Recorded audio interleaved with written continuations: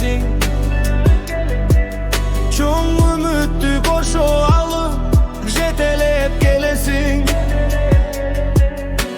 Har bir günün bakıt kat olsun dep dileyin. Ata enendin ak dilegi ömür boyu celegi. Atabek babam dik bolsun maksadım. Taza bolsun jürügün, akıl olsun akılın. Jolun jары, taqdırın genen bolsun.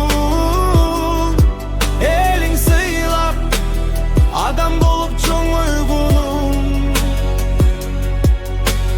Kayda bar babalam, unutma bir öneri seni.